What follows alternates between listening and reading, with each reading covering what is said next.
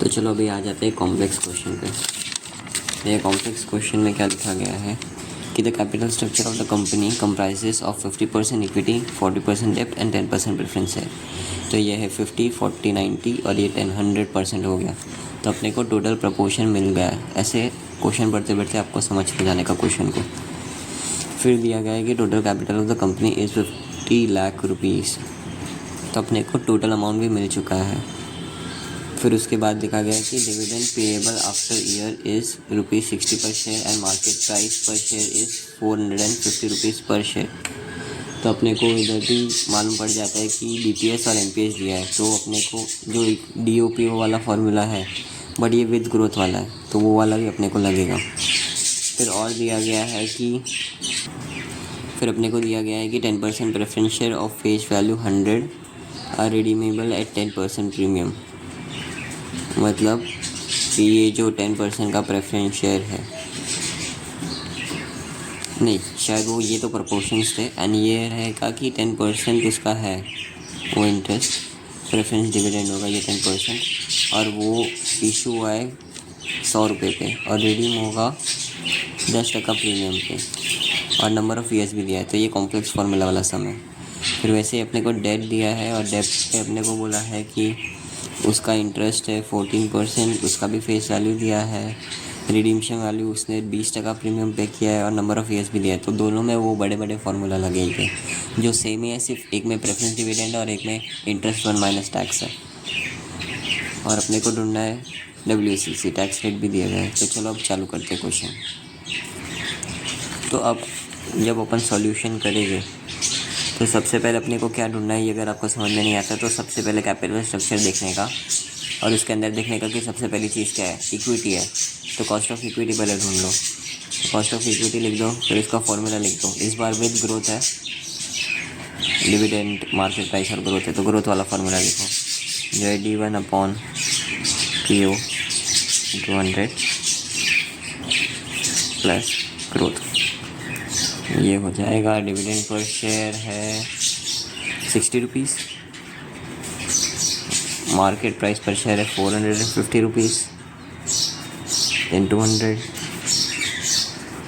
Plus growth rate दिया गया अपने को कुछ 6%, यहाँ पे 6% कर दो। अब इसको सॉल्व करो, कैलकुलेटर ला दो अपना।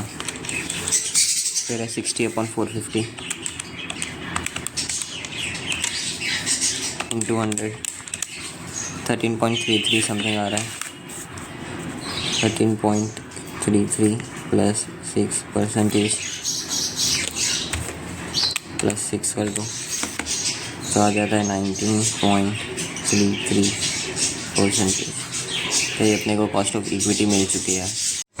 तब अपन वापस क्वेश्चन पे आ जाता है और अपन देखते हैं कि अपन ने कॉस्ट ऑफ इक्विटी ढूंढ लिया है। तो अब नेक्स्ट है कॉस्ट ऑफ डेट। तो अभी कॉस्ट ऑफ डेट के लिए अपन फॉर्मूला लिख देंगे कॉस्ट ऑफ डेट का। तो इसमें कॉस्ट ऑफ डेट में अपने को दिया गया है कि इंटरेस्ट दिया गया है, फेस वैल्यू दिया गया है, रिडीम्शन वैल्यू दिया गया है, इशू प्राइस दिया गया है, नंबर ऑफ़ ईयर्स दिया है। तो कॉम्प्लेक्स वाला फार्मूला लिखेंगे, जो है इंटरेस्ट 1 माइनस टैक्स, जो बाय डिफ़ॉल्ट फार्मूला है उसको प्लस कर देंगे, redemption value minus issue price upon number of years whole upon redemption value plus issue price upon 2 into 100। ठीक है। तो जब भी ये कॉम्प्लेक्स सम आता है और अगर अपने को अमाउंट दी गई है फेस वैल्यू की, तो फिर अपने को ये जो इंटरेस्ट रहता है ना, वो भी अमाउंट के ऊपर ही निकालना पड़ता है, एंड ना कि डायरेक्ट परसेंटेज। यहाँ पे जो 14% लिखा है तो हमेशा 14% नहीं लिख देने का। तो फिर अभी अपन वापस लिखेंगे KD is equals to, interest को अमाउंट पे अगर कैलकुलेट करें तो फेस वैल्यू था 1000 रुपीज़, उस पर 14% इंटरेस्ट लगेगा तो 140 हो जाता है। तो यहाँ पे 140 लिख दो। 1 माइनस टैक्स रेट दिया गया है, कुछ टैक्स रेट दिया गया है 40%, तो 0.4 कर दो। फिर देखो रिडीम्शन वैल्यू क्या दिया, रिडीमेबल एट 20% प्रीमियम। 20% प्रीमियम मतलब 20% ऐड कर दो ये 1000 रुपये में, तो 1000 का 20% हो जाता है 200 रुपये। तो 200 प्लस 1000 जो होता है 1200। तो रिडीम्शन वैल्यू हो गई अपनी 1200 और इशू प्राइस थी अपनी 1000 रुपये। इशू मतलब फेस वैल्यू। फिर नंबर ऑफ ईयर्स दिया गया है 6 ईयर्स, तो 6 ईयर्स डाल दो। फिर यहाँ पे 1200 प्लस 1000 अपॉन 2 इंटू 100, तो ये कुछ हो जाता है 140 इंटू 0.6, ये हो जाता है 200 अपॉन 6, ये हो जाता है 2200 अपॉन 2, और फिर ये प्लस 140 इंटू 0.6, ये होता है 8.4 प्लस 200 डिवाइडेड बाई 6, ये होता है 33.33 समथिंग, और ये हो जाएगा 1100 इंटू 100 कर दो, 0 0 कैंसिल कर दो, तो ये हो जाएगा, ये 8.4 नहीं होगा शायद, 140 इंटू 0.6 84 होता है, मैंने 8.4 क्यों लिखा, 84 है, 84 प्लस 33.33, तो आ जाता है कुछ 117.33 अपॉन 11 जो हो जाता है 10.6, और यहाँ पे तीसरे डिजिट में 6 है तो 67 कर दो, मतलब 5 के ऊपर वाला है ना, थर्ड डिजिट अगर 5 के ऊपर हुआ तो उसको 67 कर देने का, फिर 2 डिजिट तक ही लिखने का आंसर। तो कॉस्ट ऑफ डेट अपने को मिल गया है, कॉस्ट ऑफ इक्विटी अपने को मिल गया है। अभी अपन क्वेश्चन पे आ जाते हैं। नेक्स्ट क्या दिया है कि इक्विटी हो गया, डेब्ट हो गया, प्रेफरेंस शेयर है। तो प्रेफरेंस शेयर में भी अपने को 10% दिया है, फेस वैल्यू दिया है, तो उसका भी फॉर्मूला लिख देते हैं। Cost of preference share is equal to preference dividend plus reading value minus issue price, same to same ही है, अपॉन नंबर ऑफ ईयर्स। सिर्फ यहाँ पे प्रेफरेंस डिविडेंड आ जाता है, रिडीम्पशन value plus issue price upon 2 into 100। ठीक है, प्रेफरेंस डिविडेंड देख लेते हैं क्या आता है। तो फिर क्वेश्चन में अपन प्रेफरेंस डिविडेंड ढूंढते हैं। प्रेफरेंस डिविडेंड नहीं दिया गया, वहाँ पे ये सब परसेंट दिया है, तो जो परसेंट होगा वही प्रेफरेंस डिविडेंड होगा। तो वो डायरेक्ट लिख दो 10% प्लस रिडीम्पशन वैल्यू क्या था, 100 रुपये का प्रेफरेंस शेयर है, वो फेस वैल्यू हुआ, वो इशू प्राइस हुआ, तो जो आपको मालूम है वो पहले लिख दो 100 रुपये। नंबर ऑफ़ ईयर्स मालूम है अपने को, इधर है नंबर ऑफ़ ईयर्स 10 ईयर्स है, तो वो भी लिख दो।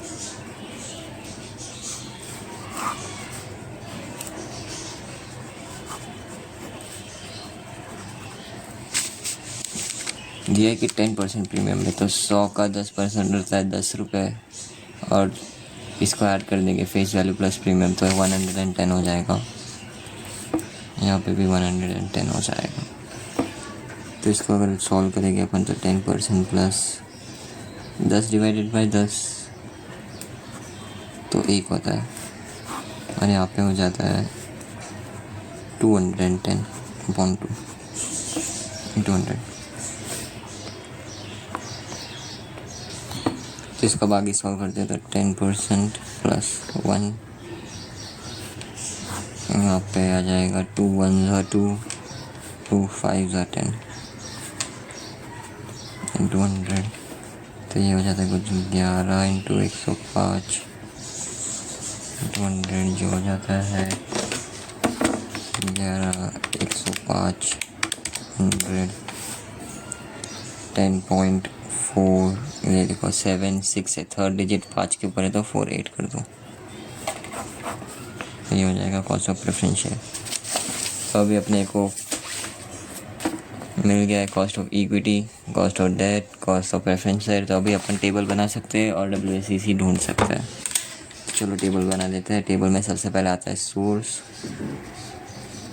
तीनों के तीनों सोर्स लिख दो जो अपन ने यूज़ किया क्वेश्चन में, जो है इक्विटी, फिर अपन ने किया डेब्ट, फिर अपन ने किया प्रेफरेंस शेयर, फिर उसके अमाउंट लिख दो क्योंकि अपने को टोटल अमाउंट दिया था।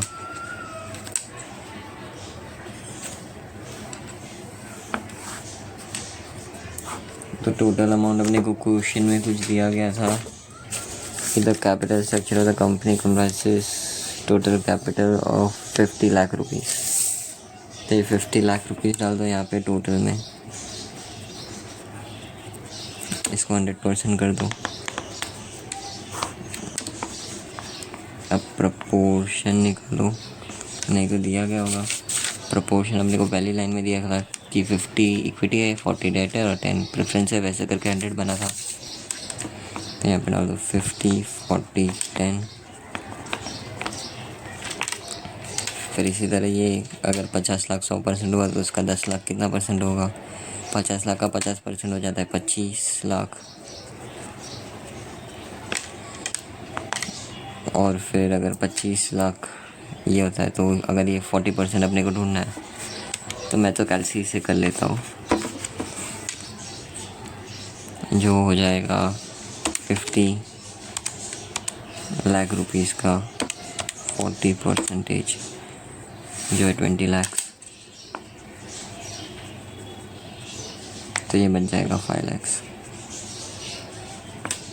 ठीक है, अब COC जो अपन ने निकाल दिया, ये तीन आ गए, cost of equity, cost of डेब्ट और कॉस्ट ऑफ प्रेफरेंस, वो हो जाते हैं कॉस्ट ऑफ कैपिटल्स अपने। तो वो लिख देते हैं। सबसे पहले अपने को है 19.33%, फिर अपने को है 10.67, फिर अपने को है 10.48, 10.48। अब WACC का बना देंगे और ये तीनों को अगर अपन मल्टीप्लाई करें 50 इंटू 19.33% तो होता है 9.665। तो ये फिफ्थ, ये जो थर्ड डेसिमल है वो 5 आ गया, तो इसको 67 कर सकते हैं, 9.67%। फिर यहाँ पे 40 इंटू 10.67% जो होता है 4.27%। फिर 10 इंटू 10.48% जो आता है 1.05%। तीनों को ऐड कर दे, 1.05 plus 4.27 plus 9.67 is equals to 14.99%। And ये हो जाता है अपना WACC इज इक्वल्स टू 14.99%।